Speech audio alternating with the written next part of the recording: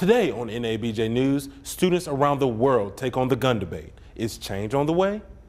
Plus, it's a look at mental health in a way you've never seen before. How one student is trying to shut down the shame, one picture at a time.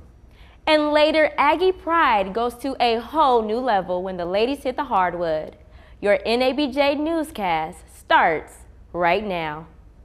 Welcome to NABJ News. I'm Gwendolyn Pepin. And I'm Noah Daniels Wilder. In 1 week, hundreds of thousands of people are expected to converge in Washington to protest gun laws. This comes after students around the world staged walkouts in honor of the victims of the Stoneman Douglas school shooting. Saturday's event is called the March for Our Lives. Speakers will be demanding changes and stronger enforcement of gun laws.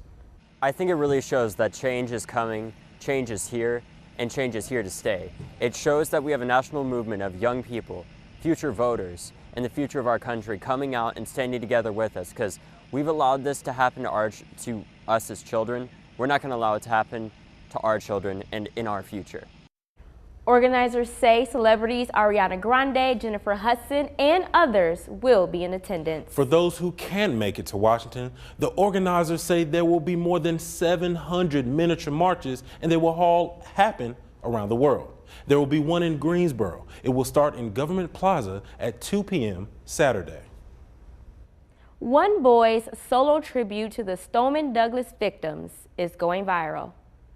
While thousands of students walked out of classrooms around the world, Justin Blackman stepped out alone. It's National Walkout Day. I'm the only one in my school out here. No one here with me. I didn't really get into much. No one really said anything besides my home teacher. I'm in Spanish class right now. He let me walk out. He didn't really care. So it's going to be chilling here for the next 15 minutes. Blackman went live saying only 6 people will probably see his video, but his message had well over 26 million views. He says another walkout is planned for next month at his school, but next time he won't be alone. There's a new push by the governor to make it harder for people to buy an assault rifle in North Carolina, like the one used in the shooting at Stoneman Douglas. NABJ's Amanda Crumbly has the story. And I have a friend who has been affected by gun violence. Mariana Richardson says she knows someone who was a victim of gun violence. The friend of mine who was a victim of gun violence, it was a result of someone having a gun who was underage.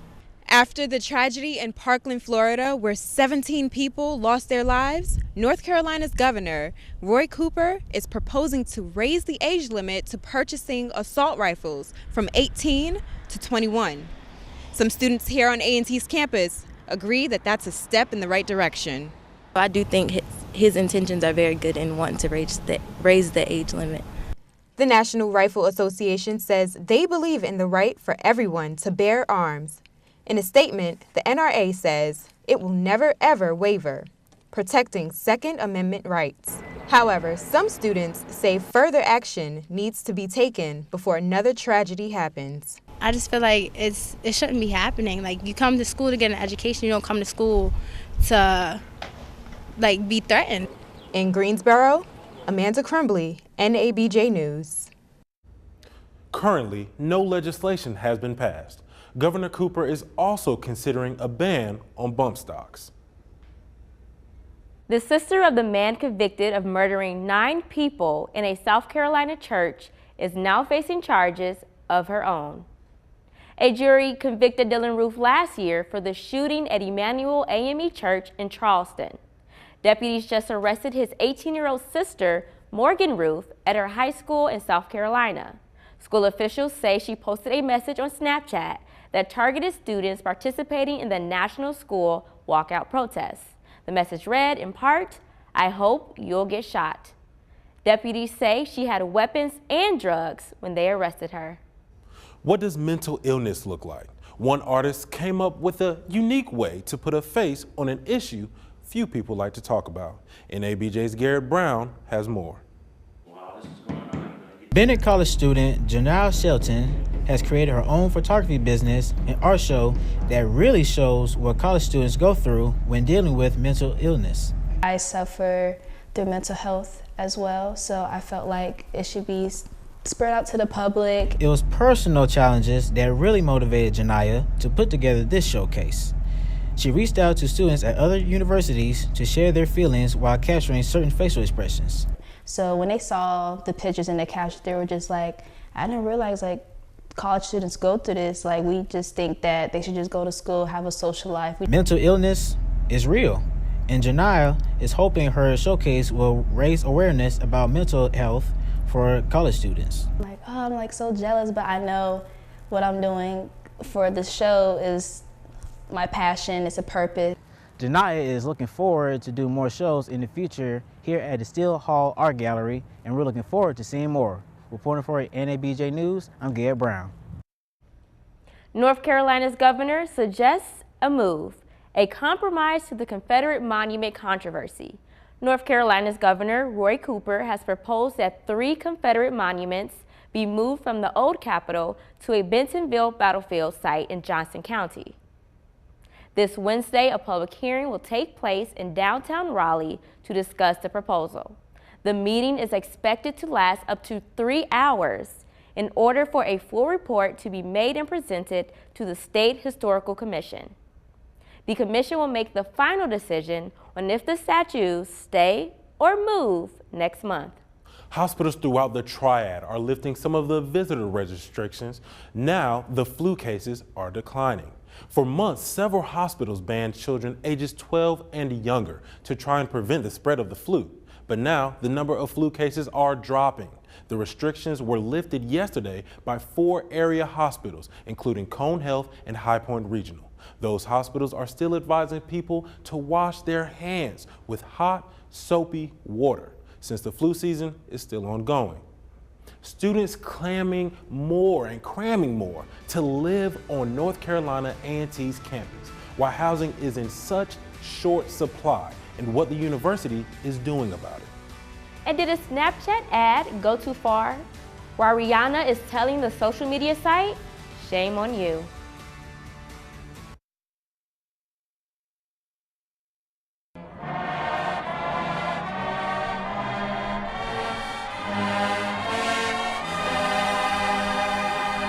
This is an A&T Historical Minute, and I am William Robson. The Corbett Sports Center opened December 3rd, 1978. It is named after Ellis F. Corbett, a 1931 graduate of A&T. Officially known as Mr. A&T, his official title was Sports Information Director. He performed many other roles on campus, including dorm counselor, and he was a member of the board in control of intercollegiate athletics. The 3-story complex includes office space, classrooms, and 2 racquetball courts, in addition to an Olympic-sized swimming pool. Corbett also houses many of the human performance and leisure study courses at A&T. The Corbett Sports Center is the current home of the North Carolina A&T men and women's basketball teams and the swimming team. This has been a Historical Minute, and I am William Robson.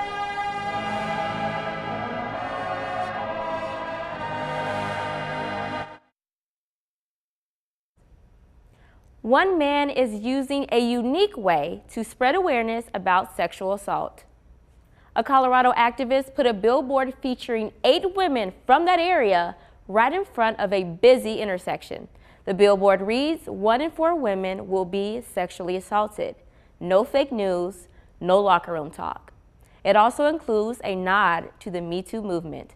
Me Too may be a topic of discussion when the cast of the hit show Power comes to town. Lorenz Tate, Joseph Sikora, and Michael Rainey Jr. will visit North Carolina A&T to speak at the Chancellor's Town Hall on Wednesday. The panel is called The Power of Men and will focus on issues men face. The tickets are free, but limited. The comment "shut up and dribble" is making its rounds. Athletes are furious about the comment and insist they are more than just athletes. Players such as Colin Kaepernick have served as activists. Earlier this week, LeBron James gave an arm sleeve to a young fan who was holding a sign that read, "We will not shut up and dribble."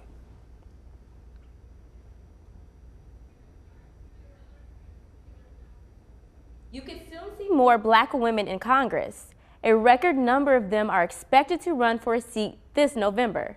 That's according to a report done at Rutgers University. Some political analysts say Black women are recognizing the power they have in their vote. The report also says of the 440 women currently running, more than 340 of them are Democrats. The days of just going to class are over for some local college students. Instead, many are spending their time running a business. I spoke with two entrepreneurs in the Triad who are encouraging customers to support Black-owned businesses. Caleb Jones, a junior at North Carolina A&T State University, found a way to turn his passion for tech into a purpose by starting a business in his freshman year. So I created Uncrack to make iPhone repairs more affordable for students. Jones actually began his business by accident. He dropped his iPhone and quickly learned of the costly repair. So Uncrack came to be during my freshman year. I cracked my personal cell phone, and I went to the Apple store, and they said that the price to fix will be a total of $200. Jones started his brand reaching out to North Carolina college students. But now, through the use of social media, his business is growing. I've been expanding my customers, my customer inquiries. Recently I had a young guy send me his phone from Arizona. A recent study has found that African Americans spend more than $1.2 trillion annually on goods and services. And small businesses are taking advantage of social media platforms like Facebook, Snapchat, Twitter, and Instagram to grow brand loyalty. Jihad Evans is a partner in Gold Bills Apparel Company. He says social media has put their business on a national scale. Everywhere, DC, California, Atlanta, like we got stars hitting us up. Like this next order we about to put in, we're gonna send packages to all the stars. So like we plan on getting big. And cashing in on African American buying power. In Greensboro, I'm Gwendolyn Pepin with NABJ News. One way businesses are trying to keep money within the Black community is by opening stores on college campuses. Downtown Greensboro's newest housing development is still under construction, but hundreds of people are already on the wait list to move in. Carol at Bellamede features one-bedroom apartments starting at $1,000 a month. The community has a pool that overlooks the ballpark. The project has a price tag of $70 million. Some of those new apartment applicants may be coming from students at North Carolina A&T State University. Many students can't find a place to live near campus because of this year's 11% enrollment spike. I hit campus to find out how this problem is forcing some students to make tough decisions. I would have definitely chose on campus just from me being a transfer. Terrell Belfield is a transfer student from New York City. He's one of several students forced to live off campus due to A&T's housing shortage, and he's not happy. I didn't get to have the close-knit social aspect of everything. It's kind of, I was on my own and I didn't know anybody, so that kind of put me at a disadvantage. But that's not all he's missing out on. He's also losing money. It is more like about $1,500 more or $1,000 more than a regular standard room and board. No extra money for housing means you stay in a faraway hotel. Despite spending thousands more to live here, Belfield says there's one good thing about this place, and it's having his own bathroom. But we're asking administration what are they doing to prevent this next year. Residence Life did not respond to our request for an interview, but they did send this statement saying, "We are reconfiguring campus beds to allow a greater occupancy within the halls." The record growth driven by more than 800 new transfer students, up from 730 this time last year. Now, Belfield is having second thoughts. If you had known about this ahead of time, then you might not have come to A&T? I definitely would have had other, I would have considered other options. In Greensboro, I'm Noah Daniels-Wilder for NABJ News.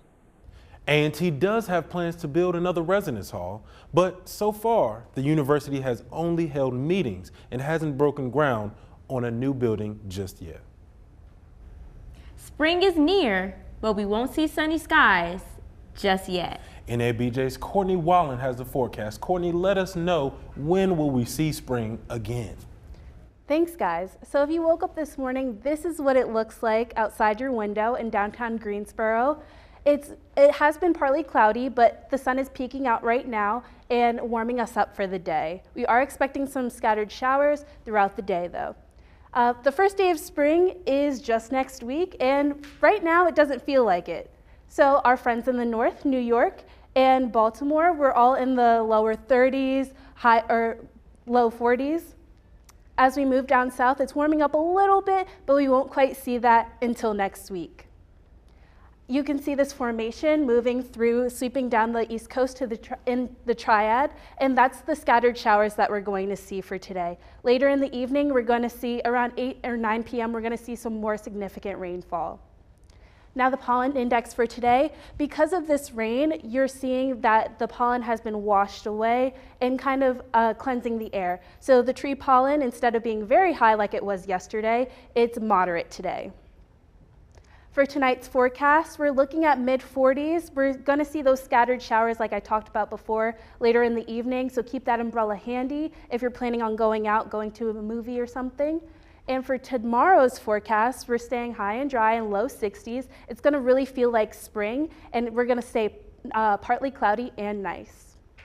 For your 7-day forecast, for the first day of spring on Tuesday, we're seeing mid-50s and a 50% chance of rain, but after that, it's going to get a little chilly with mid-40s, low 50s, but it will be dry for the rest of the week. And that's all I have. Back to you guys.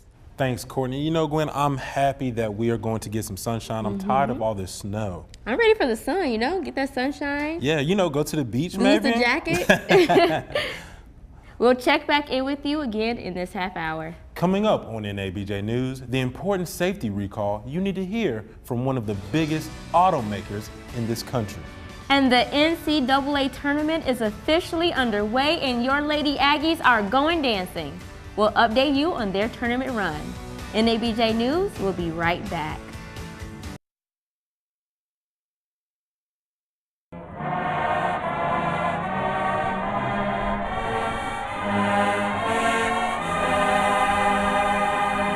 I'm Gabrielle Cook, and this is the A&T Historical Minute.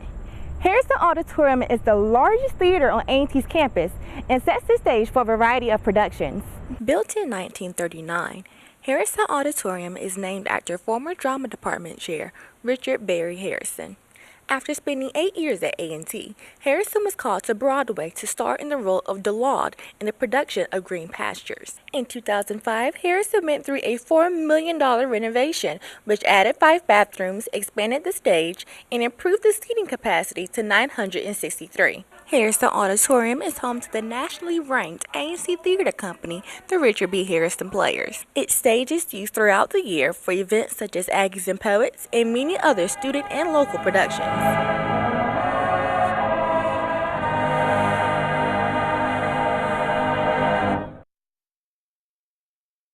If you drive a Ford vehicle, listen up. The automaker is recalling more than 1 million cars because of a steering wheel issue. The problem affects the Ford Fusion and the Lincoln MKZ, built between 2014 and 2018. Ford says a steering wheel bolt could come loose while you're driving and cause a crash. To fix the problem, Ford says bring your car into a dealer that will fix it for free. Nothing lasts forever, including your Toys R Us gift cards. The retailer is going out of business after years of struggling sales. If you have a gift card to the store, you have until April 15th to use it. Some lawmakers are pushing Toys R Us to allow customers to get cash for those cards. There's a new quick fix to help you with the lack of storage on your cell phone or tablet. A company called Datalogics created the Triple Play storage. You plug it into the device and it will back up your photos, videos, and large files, which costs about $60. Or you can upload your info to its free app. The Datalogics Triple Play works with Apple and Android devices. Miley Cyrus faces a $300 million lawsuit by a Jamaican artist who claims she stole his music. Take a listen to both songs for yourself. We run things Reggae artist Michael May released his single in 1988. Miley Cyrus's song came 25 years later. The lawsuit claims Miley's song changed one word, no to don't. Miley has not yet responded. Is Tiger Woods making a comeback? Riri just declared beef on Snapchat? And should Cardi B maybe dish the red bottoms? NABJ's Leona Dunn has today's trending topics. Thanks, Gwen. Rihanna is putting Snapchat on blast, and it's costing the social media giant big time. Snapchat posted an ad for a game that asked the question, would you rather slap Rihanna or punch Chris Brown? The game poked fun at their real-life domestic violence situation back in 2009. Rihanna says Snapchat intentionally tried to bring shame to victims of domestic violence. Snapchat apologized, but after the story surfaced, shares for Snapchat dropped, wiping out $800 million in market value. But there's a golfer whose value is going back up. It may be safe to put your money on Tiger Woods again. According to ESPN, the odds in Vegas favor Tiger Woods. He's now the favorite to win the Masters in April. Tiger's career began declining in 2009 after a very public divorce, 4 back surgeries. He then checked into rehab last year, admitting he had a drug problem. Tiger's last PGA win was in 2013, and he hasn't won the Masters in 13 years. Cardi B may in fact be pregnant. TMZ reporting she and her fiance, rapper Offset, are expecting. Last month, he told TMZ the rumor was false because he already has too many kids. TMZ also reporting the baby is due in July, and trust me, by July, we'll all be able to tell. Back to you guys. Thanks, Leona. Halloween may be 7 months away, but you can still get a scare at the Greensboro Science Center. As NABJ's Cami Simmons found out, there is a new Wicked Plants exhibit that is creepy, fun, and educational. You see this woman here face down? Well, it's actually a mannequin, and she died by eating a poisonous plant. Scary for you.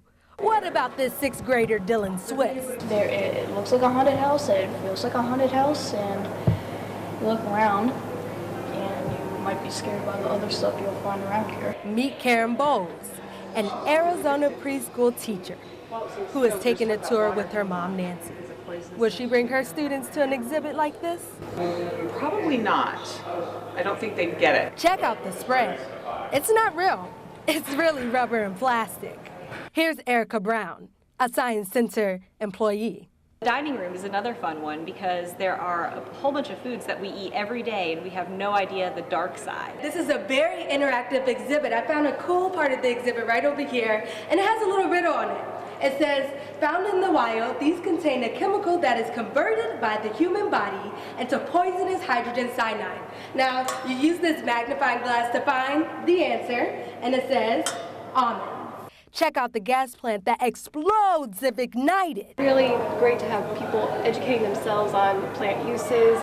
People like Dylan Swiss, who gives this exhibit a green thumbs up.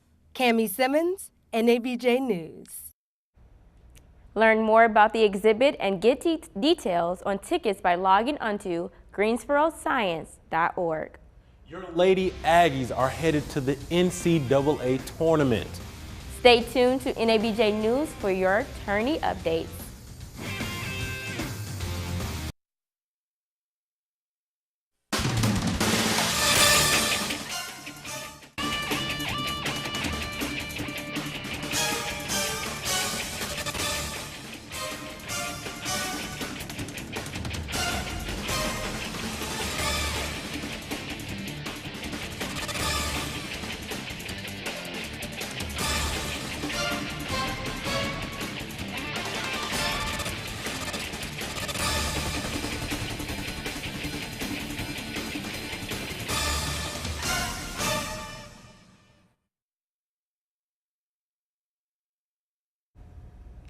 Fans are celebrating the Lady Aggies and their appearance in the NCAA tournament. And we finally know why ESPN's president resigned. Here's NABJ's Alana Bearfield with your sports roundup. Alana, tell us what's going on in the sports world.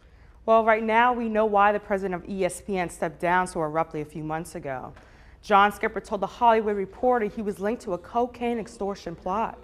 Skipper visited North Carolina A&T State University just last year for a discussion on diversity. Now, the married father of two says he's headed to rehab. Skipper says his abrupt resignation was to prevent putting his family and career at risk. He led ESPN for more than 20 years. Get ready for the Mermaids and Aquamen to take over Greensboro this weekend. Gate City Boulevard near the Greensboro Aquatic Center will have hundreds of swimmers taking over the area.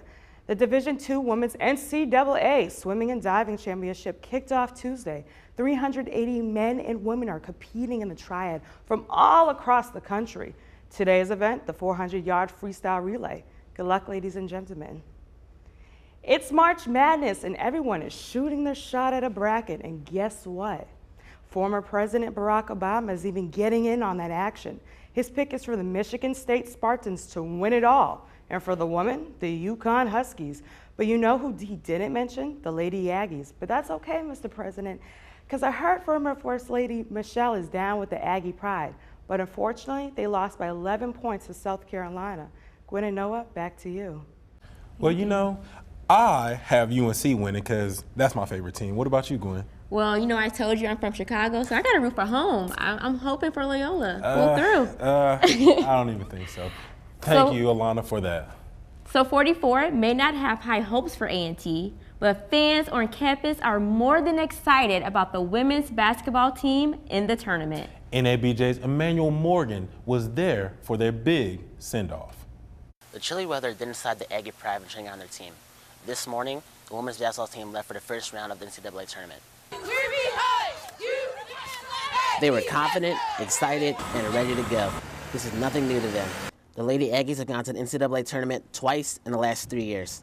This was the memorable moment for cheerleader Kenya Merritt. The Aggie land is a family land. We're all Aggies together, so when we support each other, it's one Aggie wins, we all win. Business is on the rise at the campus bookstore, and online sales rose almost 30% because of play on the court and on the field. The men's football and basketball teams had great seasons.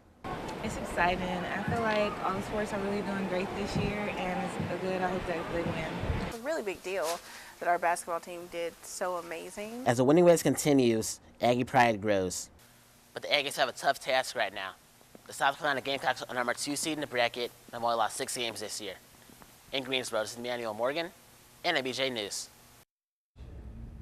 This is the 4th appearance in the NCAA tournament for the Lady Aggies, the 3rd in the last 9 seasons. Let's check back in with NABJ's Courtney Wallen with one more check on the forecast. Thanks, guys. So this is your weekend rundown. This is your rundown for the week. As you can see, for St. Patrick's Day, those scattered showers like I was talking about. But if you're looking for your sunny days, that's going to be Monday and towards the rest of the week. So on Wednesday, Thursday, and Friday. Like I said, the first day of spring is Tuesday. It's going to get a little rainy, and after that, it's going to be dry for the rest of the weekend. Back to you guys. Thank you for watching NABJ News. I'm Noah Daniels Wilder. And I'm Gwendolyn Pepin. Have a great St. Patrick's Day.